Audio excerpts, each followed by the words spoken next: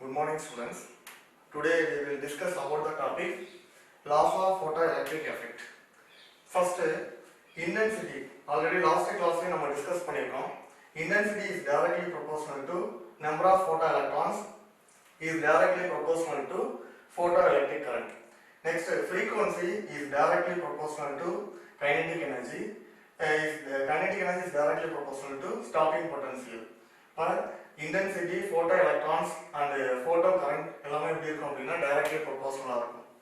Intensity increase ஆச்சு அப்படின்னா photo electrons increase ஆகும். அப்ப photo electric current என்ன ஆகும் அப்படின்னா increase ஆகும். அப்ப intensity எதை டிபெண்ட் பண்ணி இருக்குன்னா photo electrons. நெக்ஸ்ட் வந்து பாத்தீங்கன்னா photo electrons increase ஆகும்போது ஆட்டோமேட்டிக்கா என்ன ஆகும் அப்படின்னா photo electric current நமக்கு என்ன ஆகும்னா increase ஆகும். நெக்ஸ்ட் frequency வந்து increase ஆகும்போது kinetic energy வந்து எதை டிபெண்ட் பண்ணி இருக்குன்னா frequency. நெக்ஸ்ட் kinetic energy எதை டிபெண்ட் பண்ணி இருக்கும் அப்படின்னா stopping potential.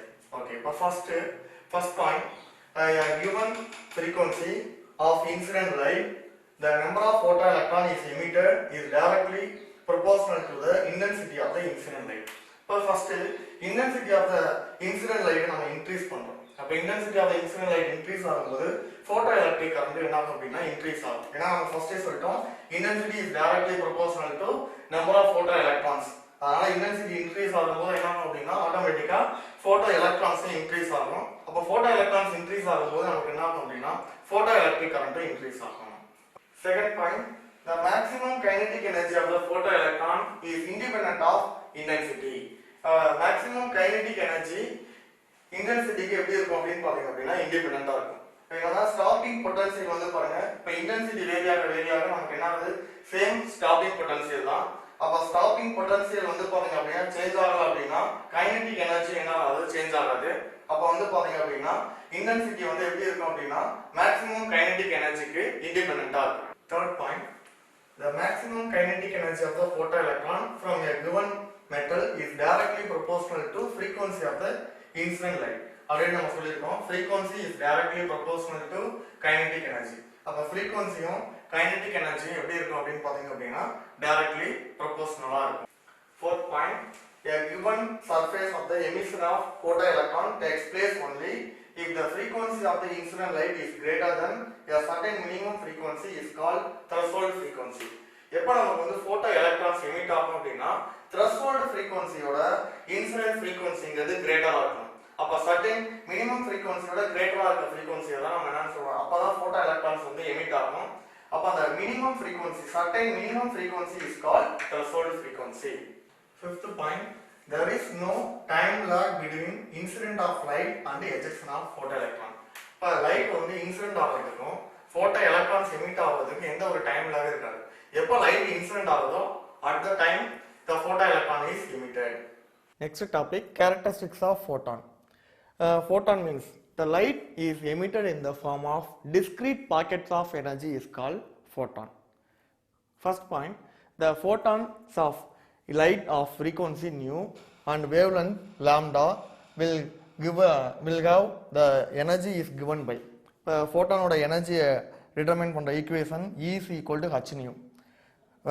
Nu is equal to c by lambda, so hc by lambda.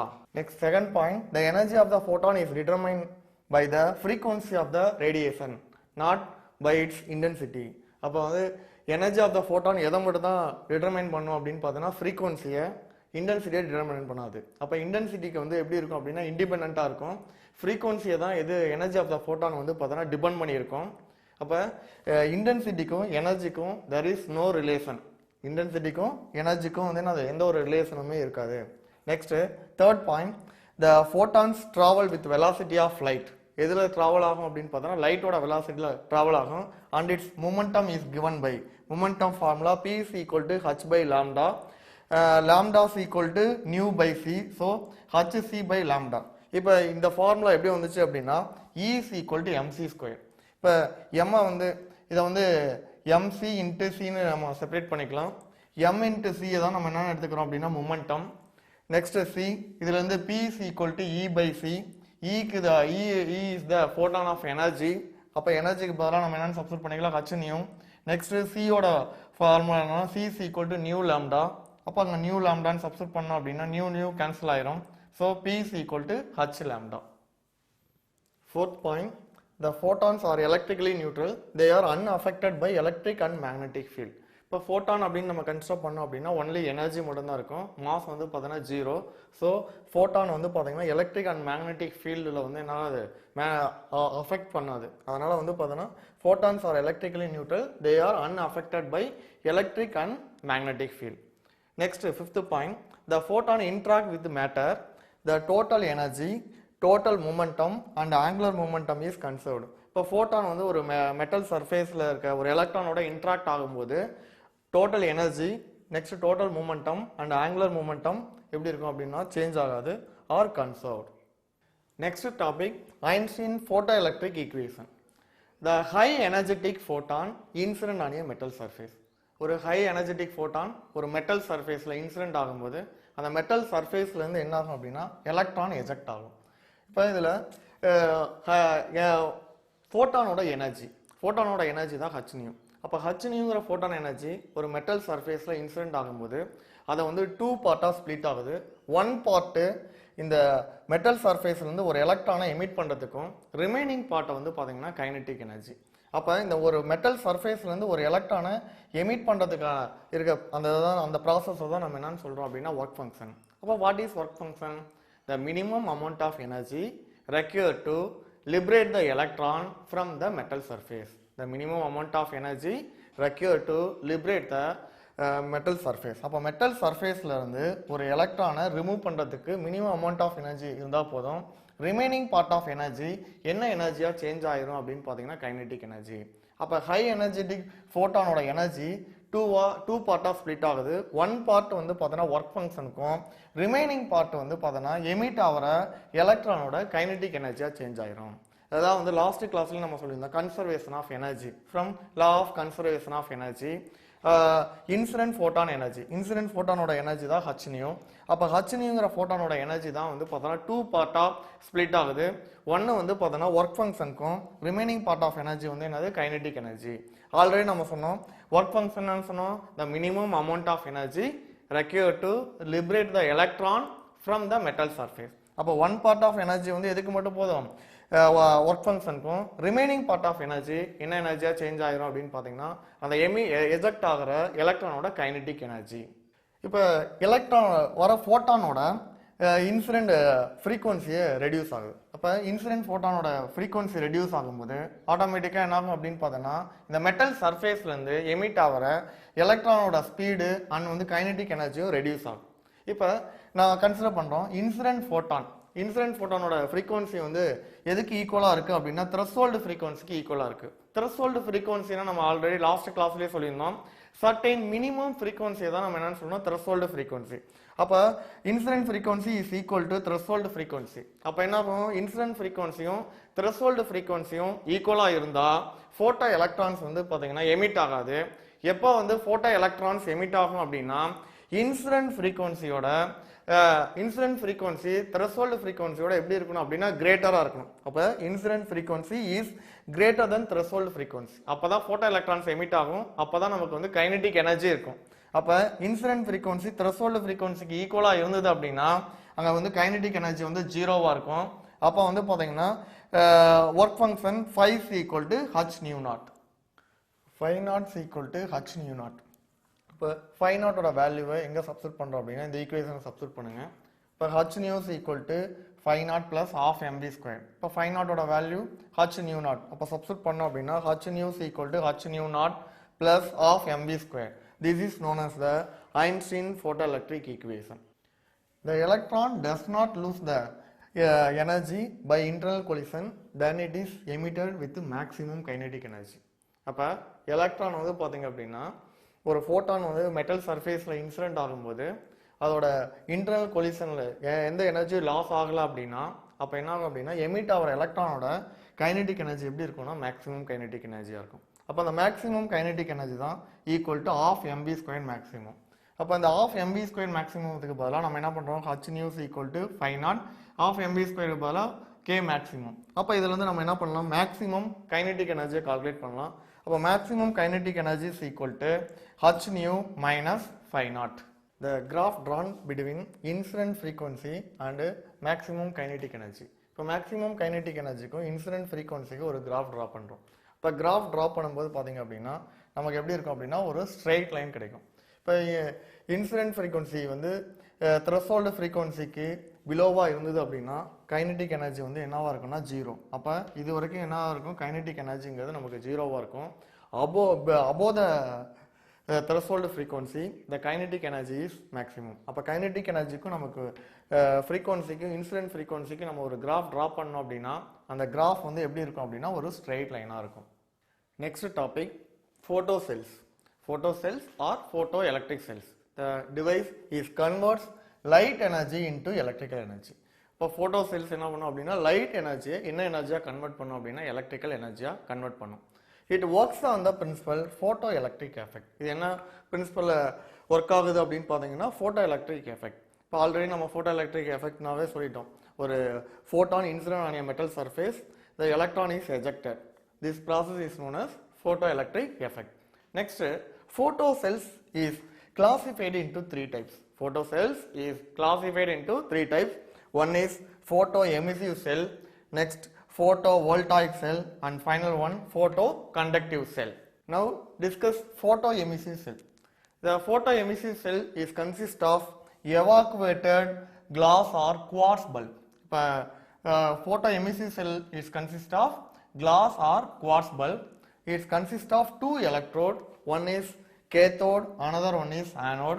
Cathode is the semi-cylindrical shape with photosensitive material. இப்போ இதோட சேஃப் எப்படி இருக்கும் அப்படின்னா கேத்தோடோட சேஃபு செமி சிலிண்ட்ரிக்கல் சேஃபாக இருக்கும். அப்போ இதில் வந்து என்ன ஆகுதுன்னா ஃபோட்டோ சென்சிட்டிவ் மெட்டீரியலாக கோட் பண்ணியிருப்பாங்க. என்ன பர்பஸ்க்காக ஃபோட்டோ சென்சிட்டிவ் மெட்டீரியல் கோட் பண்ணியிருக்காங்க அப்படின்னா அதோட ஒர்க் ஃபங்க்ஷன் லோவாக இருக்கும். அப்போ வந்து ரேடியேஷன் இன்சிடென்ட் அடுத்த செகண்டே என்ன ஆகும் அப்படின்னு பார்த்தீங்கன்னா ஃபோட்டோ எலக்ட்ரான்ஸ் வந்து பார்த்தீங்கன்னா எமிட் ஆகும். Anode and cathode is connected to battery with through the galvanometer. Next photo emissive செல்லோட ஒர்க்கிங். இப்போ ரேடியேஷன் ஃபால் ஆன் கேத்தோடு. இப்போ செமி சிலிண்ட்ரிக்கல் ஷேப்பில் இருக்க கேத்தோடு மேலே என்ன ஆகுது, ஒரு ரேடியேஷன் ஃபால் ஆகுது. இப்போ ரேடியேஷன் ஃபால் ஆன அடுத்த செகண்டே என்ன ஆகும் அப்படின்னு பார்த்தீங்க அப்படின்னா இதில் வந்து எலக்ட்ரான்ஸ் வந்து எமிட் ஆகும். அப்போ எலக்ட்ரான்ஸ் எமிட் ஆகும்போது இதில் என்ன பண்ணியிருக்கோம், லோ ஒர்க் ஃபங்க்ஷனில் இருக்க ஃபோட்டோ சென்சிட்டிவ் மெட்டீரியலால் கோட் பண்ணியிருக்கோம். அப்போ என்ன ஆகும், ரேடியேஷன் எப்போ ஆப்படுதோ அடுத்த செகண்டே என்ன ஆகும் அப்படின்னு பார்த்தீங்கன்னா எலக்ட்ரான்ஸ் வந்து எமிட் ஆகும். The emitted electrons reach the anode. They produce the current. This current is known as photocurrent. Photocurrent or photoelectric current. அப்போ இந்த கரண்ட்டை நம்ம எதில் மெஷர் பண்ணலாம் அப்படின்னு பார்த்தீங்கன்னா இந்த கால்வனோமீட்டர் வச்சு நம்ம மெஷர் பண்ணிக்கலாம். இப்போ ப்ரொடியூஸ் ஆகிற ஃபோட்டோ கரண்ட் எதை டிபெண்ட் பண்ணி இருக்கும் அப்படின்னு பார்த்தீங்க அப்படின்னா intensity of the incident radiation. அப்போ வர ரேடியேஷனோட இன்டென்சிட்டியை டிபெண்ட் பண்ணியிருக்கும். அப்போ இன்டென்சிட்டி இன்க்ரீஸ் ஆக நமக்கு வந்து பார்த்தீங்கன்னா ஃபோட்டோ கரண்ட்டும் என்ன ஆகும் அப்படின்னு பார்த்தீங்க அப்படின்னா இன்க்ரீஸ் ஆகும். நெக்ஸ்ட் செகண்ட் ஒன் எதை டிபெண்ட் பண்ணியிருக்கோம் அப்படின்னா the potential difference between anode and cathode. இப்போ 2 எலக்ட்ரோட் சொல்லியிருந்தோம். அந்த 2 எலக்ட்ரோடு ஆனோடு அண்ட் கேத்தோடு 2 எலக்ட்ரோடோட பொட்டன்சியல் டிஃபரன்ஸையும் என்ன டிபெண்ட் பண்ணியிருக்கோம். அப்போ ஃபோட்டோ கரண்ட்டு எதை டிபெண்ட் பண்ணியிருக்கோம் அப்படின்னு பார்த்தீங்கன்னா இன்டென்சிட்டி ஆஃப் த இன்சிடென்ட் ரேடியேஷனையும் next the potential difference between anode and cathode. Okay, that's all. Dear students, today topic electron microscope. இப்போ எலக்ட்ரான் மைக்ரோஸ்கோப் எதில் வந்து ஃபங்க்ஷன் ஆகுது அப்படின்னு பார்த்தீங்க அப்படின்னா வேவ் நேச்சர் ஆஃப் எலக்ட்ரான். இப்போ ஃபஸ்ட்டு வேவ் நேச்சர்னா இப்போ வந்து எலக்ட்ரான் பீமை யூஸ் பண்ணி நம்ம என்ன பண்ணுறோம் அப்படின்னா ஒரு ஸ்மாலர் ஆப்ஜெக்டோட சைஸை வந்து என்லார்ஜ் பண்ணுறோம். இப்போ similar that of optical microscope. இப்போ ஆப்டிக்கல் மைக்ரோஸ்கோப்போட சிமிலர் தான் வந்து என்னன்னா எலக்ட்ரான் மைக்ரோஸ்கோப். இப்போ ஆப்டிக்கல் மைக்ரோஸ்கோப்பில் நம்ம எதை யூஸ் பண்ணுவோம் அப்படின்னு பார்த்தீங்கன்னா விசிபிள் லைட்டை யூஸ் பண்ணுவோம். அதே நம்ம எலக்ட்ரான் மைக்ரோஸ்கோப்பில் எதை யூஸ் பண்ணுறோம் அப்படின்னு பார்த்தோன்னா எலக்ட்ரான் பீமை யூஸ் பண்ணி நம்ம என்ன பண்ணுறோம் அப்படின்னா ஒரு ஆப்ஜெக்டோட சைஸை வந்து என்ன பண்ணுறோம் அப்படின்னா என்லார்ஜ் பண்ணுறோம். இப்போ ஃபஸ்ட்டு இதில் வந்து resolving power is inversely proportional to wave லென்த்னு சொல்கிறோம். ரிசால்விங் பவர்னா என்ன, இப்போ ஒரு ஆப்ஜெக்ட் இருக்குது. இப்போ ஒரு சிங்கிள் ஆப்ஜெக்டை நான் கன்சிடர் பண்ணுறேன். இப்போ இந்த சிங்கிள் ஆப்ஜெக்டில் இருக்க ஒரு 2 பாயிண்ட்ஸை வந்து 2 பாயிண்ட்ஸோட டிஸ்டன்ஸை மெஷர் பண்ணணும். அப்போ என்ன பண்ணுறோம், அதை என்லார்ஜ் பண்ணுறோம். என்லார்ஜ் பண்ணுறதுக்கு தான் நம்ம எதை யூஸ் பண்ணுறோம் அப்படின்னு பார்த்தீங்க அப்படின்னா இந்த எலக்ட்ரான் மைக்ரோஸ்கோப்பை யூஸ் பண்ணுறோம். இப்போ நான் என்ன பண்ணுறேன், இந்த சிங்கிள் ஆப்ஜெக்டை மேக்னிஃபை பண்ணுறேன். மேக்னிஃபை பண்ணுறதுனா என்னது, என்லார்ஜ் பண்ணுறேன். அப்போ என்லார்ஜ் பண்ணும்போது நமக்கு என்ன ஆகுது, இதோட இப்போ 2 பாயிண்ட்ஸ் ஒரு சிங்கிள் ஆப்ஜெக்டில் இருக்க 2 பாயிண்ட்ஸையும் நம்மளால் என்ன பண்ண முடியும் அப்படின்னு பார்த்தீங்க அப்படின்னா 2 பாயிண்ட்ஸ்க்கு இன்பிட்வீன் இருக்க டிஸ்டன்ஸை மெஷர் பண்ண முடியும். நான் ஃபர்தராக என்ன பண்ணுறேன், இன்னும் வந்து மேக்னிஃபை பண்ணுறேன். அப்போ இன்னும் மேக்னிஃபை பண்ணும்போது அந்த 2 ஆப்ஜெக்ட்டுக்கு இன்னும் வந்து அந்த ஆப்ஜெக்டோட சைஸ் வந்து பார்த்தீங்க அப்படின்னா என்ன ஆகிட்டே இருக்கும், என்லார்ஜ் ஆகிட்டே இருக்கும். அப்போ என்லார்ஜ் ஆகிட்டே இருக்கும்போது அந்த 2 பாயிண்ட்ஸ்க்கு இன்பிட்வீனில் இருக்க டிஸ்டன்ஸை நம்ம என்ன பண்ணலாம் அப்படின்னா மெஷர் பண்ணலாம். அப்போ அதுக்கு தான் நம்ம இதை யூஸ் பண்ணுறோம் அப்படின்னு பார்த்தீங்க அப்படின்னா எலக்ட்ரான் மைக்ரோஸ்கோப். அப்போ ஒரு ஆப்ஜெக்ட் இருக்குது அப்படின்னா அந்த ஆப்ஜெக்டோட சைஸை நம்ம என்லார்ஜ் பண்ணலாம். இப்போ ஆப்டிக்கல் மைக்ரோஸ்கோப்புக்கும் எலக்ட்ரான் மைக்ரோஸ்கோப்புக்கும் என்ன டிஃப்ரென்ஸ்? ஏன்னா இப்போ ஒரு ஆப்டிக்கல் மைக்ரோஸ்கோப்பாக இருந்தது அப்படின்னா நம்ம வந்து ஆப்டிக்கல் மைக்ரோஸ்கோப் அப்படிங்கும்போது நம்ம எவ்வளோ டைம்ஸ் வந்து என்லார்ஜ் பண்ணலாம் அப்படின்னா ஒரு ஒரிஜினல் ஒரு ஆப்ஜெக்டோட சைஸை எவ்வளோ டைம்ஸ் என்லார்ஜ் பண்ணலாம் அப்படின்னா 2000 டைம்ஸ் என்லார்ஜ் பண்ணலாம். அதே வந்து பார்த்தீங்க அப்படின்னா எலக்ட்ரான் மைக்ரோஸ்கோப் அப்படின்னு பார்த்தீங்க அப்படின்னா நம்ம எவ்வளோ டைம்ஸ் என்லார்ஜ் பண்ண முடியும் அப்படின்னு பார்த்தீங்கன்னா 2 lakhs மோர் தென் 2 lakhs டைம்ஸ் நம்ம என்ன பண்ணலாம் அப்படின்னா என்லார்ஜ் பண்ணலாம். மோர் தென் 2 lakhs டைம்ஸ் வந்து பார்த்தீங்க அப்படின்னா என்லார்ஜ் பண்ணலாம். இதோட ஆப்டிக்கல் மைக்ரோஸ்கோப்பை கம்பேர் பண்ணும்போது எலக்ட்ரான் மைக்ரோஸ்கோப்பில் வந்து எவ்வளோ டைம்ஸ் நம்ம என்லார்ஜ் பண்ணலாம், 2 lakhs டைம்ஸ் வந்து பார்த்தோன்னா என்லார்ஜ் பண்ணலாம். இப்போ இதில் இப்போ நம்ம யூஸ் பண்ணுற வேவ் லென்த்து, இப்போ வர ரேடியேஷன் வந்து வர லைட்டில் இருக்க வர ரேடியேஷன் வந்து பார்த்தோன்னா ஷார்ட்டர் வேவ் லென்த்தாக இருக்குது. அப்போ வந்து பார்த்தீங்க அப்படின்னா நம்ம ஆப்ஜெக்டோட சைஸ் வந்து பார்த்தோன்னா லார்ஜராக ஹையர் மேக்னிஃபிகேஷன் இருக்கும். அப்போ வந்து ஒரு வேவ் லென்த் லெஸ்ஸாக இருக்கிறதுக்கு மேக்னிஃபிகேஷன் ஹையராக இருக்கும். அதே வந்து பார்த்தீங்கன்னா லார்ஜர் வந்து வேவ் லென்த்தாக இருந்தது அப்படின்னா அதுக்கு வந்து பார்த்தோன்னா மேக்னிஃபிகேஷனுங்கிறது லோயராக இருக்கும். இப்போ ஆப்டிக்கல் மைக்ரோஸ்கோப் அப்படின்னு கன்சிடர் பண்ணும்போது நம்ம எதை யூஸ் பண்ணுறோம்னா விசிபிள் லைட்டை யூஸ் பண்ணுறோம். இப்போ எலக்ட்ரான் மைக்ரோஸ்கோப் அப்படின்னு பார்த்தீங்கன்னா எலக்ட்ரான் பீமை யூஸ் பண்ணுவோம். இப்போ wave length of electron is very much less than visible light. இப்போ விசிபிள் லைட்டை கம்பேர் பண்ணும்போது எலக்ட்ரானோட வேவ் லென்த் வந்து பார்த்தீங்க அப்படின்னா எப்படி இருக்கும் அப்படின்னு பார்த்தோன்னா வெரி வெரி லெஸ்ஸாக இருக்கும். ஏன்னா இப்போ ஒரு எக்ஸாம்பிளுக்கு பாருங்கள், இப்போ விசிபிள் லைட்டோட வேவ் லென்த் ரேஞ்ச் இருக்குது எவ்வளோ அப்படின்னு பார்த்தீங்கன்னா 4000 ஆம்ஸ்ட்ராங் to 8000 ஆம்ஸ்ட்ராங். விசிபிள் லைட்டோட wave length range 4000 angstrom to 8000 angstrom. இப்போ விசிபிள் லைட் அப்படின்னாவே என்னது வயலட் வெப்ஜிஆர் கலர்ஸை தான் நம்ம என்னன்னு சொல்லுவோம் விசிபிள் லைட்டு. அப்போ விசிபிள் லைட்டோட வேவ் லென்த் ரேஞ்ச் வந்து எதுலேருந்து எது வரைக்கும் இருக்கும் அப்படின்னா 4000 ஆம்ஸ்ட்ராங் to 8000 ஆம்ஸ்ட்ராங். இப்போ நான் வந்து de Broglie wave length of electron, இப்போ எலக்ட்ரான் பீமை நான் வந்து ஆக்சிலேட் பண்ணுறேன். எவ்வளோ வோல்டேஜில் ஆக்சிலேட் பண்ணேன்னா 100 வோல்டேஜ். இப்போ நான் வந்து அதோட வேவ் லென்த் எலக்ட்ரான் பீமோட வேவ் லென்த் கால்குலேட் பண்ணுறதுக்கு என்ன ஃபார்முலா அப்படின்னா lambda's equal to 12.27 divide by √v angstrom. இப்போ வோல்டேஜ் எவ்வளோ வோல்டேஜில் ஆக்சிலேட் பண்ணுறோம் 100 வோல்டேஜா. அப்போ 100 வோல்டேஜில் ஆக்சிலேட் பண்ணும்போது √100, அப்போ 12.27 டிவைட் பை √100 இன்ட்டு ஆம்ஸ்ட்ராங்கா. அப்போ √100 நம்ம என்ன எடுத்துக்கலாம் 10. அப்போ இதால் டிவைட் பண்ணோம் அப்படின்னா நம்ம கிடைக்கிற ஆன்சர் ஃபைனல் ஆன்சர் 1.227 ஆம்ஸ்ட்ராங். அப்போ 100 வோல்டேஜில் வந்து எலக்ட்ரான் பீம் ஆக்சிலேட் பண்ணும்போது நமக்கு எவ்வளோ வேவ் லென்த் இருக்கும் அப்படின்னா 1.227 ஆம்ஸ்ட்ராங். அது அப்ராக்சிமேட்டாக எவ்வளோக்கு ஈக்குவல் அப்படின்னா 1 ஆம்ஸ்ட்ராங்க்கு ஈக்குவல். அப்போ இந்த 1 ஆம்ஸ்ட்ராங்கோட 1 ஆம்ஸ்ட்ராங்கு இப்போ நான் விசிபிள் லைட்டோட வேவ் லென்த்தை நான் என்னென்னு கன்சிடர் பண்ணிக்கிறேன் 4000 ஆம்ஸ்ட்ராங். இப்போ ஆல்ரெடி நம்ம சொல்லியிருந்தோம் இப்போ ரிசால்விங் பவர் எதுக்கு இன்வர்ஸ்லி ப்ரொபோர்ஷனலாக இருக்குன்னா வேவ் லென்த்துக்கு இன்வர்ஸ்லி ப்ரொபோர்ஷனலாக இருக்குன்னு சொன்னோமா. அப்போ இப்போ எலக்ட்ரான் பீமை யூஸ் பண்ணும்போது இதோட வேவ் லென்த்தும் ரிசால்விங் பவருக்கும் வந்து பார்த்தீங்க அப்படின்னா இப்போ எலக்ட்ரான் பீமோட வேவ் லென்த் வந்து எவ்வளோன்னு சொல்லிட்டோம் 1 ஆம்ஸ்ட்ராங் சொல்லிட்டோம். நெக்ஸ்ட் வந்து பார்த்தோன்னா விசிபிள் லைட்டோட வேவ் லென்த் ரேஞ்ச் வந்து பார்த்தோன்னா 4000. அப்போ விசிபிள் லைட்டை கம்பேர் பண்ணும்போது de Broglie wave length of எலக்ட்ரானோட வேவ் லென்த் வந்து எவ்வளோ கம்மியாக இருக்குது அப்படின்னா 4000 டைம்ஸ் கம்மியாக இருக்குது.